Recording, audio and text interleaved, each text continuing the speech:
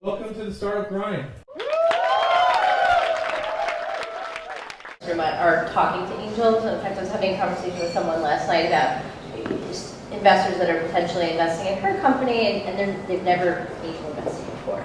So to founders, what kind of advice would you give them about vetting angels, working with angels, and working with investors who have never gotten into any of this before? The first piece of advice is a little reality testing. This is one of the things that comes with age and comes with experience. A lot of life is just pattern matching, right? And that is, you see all these things about you pick your investors very carefully. And first, you got to have investors to pick from. The odds of getting an investor, any kind of investor, good, bad, ugly, indifferent, whatever, is like teeny. The number of companies that get invested in by venture capitalists, 1 in 400. That means there are 399 companies who have tried to get venture finance for every one who gets it. Now, we live in this bizarre blogosphere, echo chamber world. You said hang out here at General Assembly and you read TechCrunch and whatever, and it seems that everybody on every street corner is, Dennis Crowley, I'm getting, so-and-so raised $40 million for color, and so on and so forth, right? Those are by far outliers. Real people in the real world don't really get venture capital. I mean, it's 1 in 400.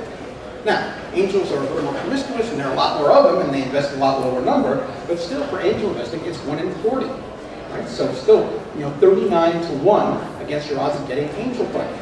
So the very first thing to realize is have a little reality testing here. It's not falling off a lot. A, if you don't get it, it's not because you're an idiot and awful and bad, and everybody else except for you is getting it.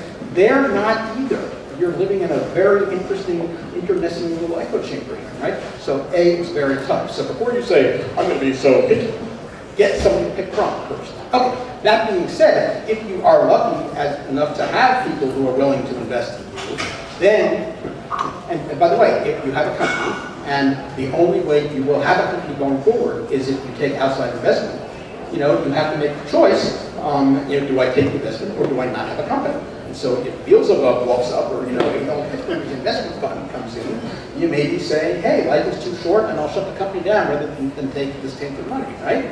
On the other hand, if it's like dumb money or it's money that you get a hard time, and that's why one of my uncles said, a great deal, buys a lot of aspirin.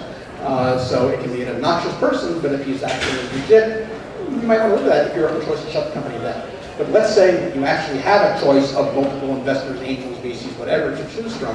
You go with integrity, and you go with reputation, and you go with smarts every day of the week. And I've now at this point had a dozen or more VCs in me, and I know every angel in New York, and most of them in major areas of the country. And I will tell you, the quality tells, and the quality and the good things that a smart, high integrity, smart money brings is inestimably worth more than pure cash.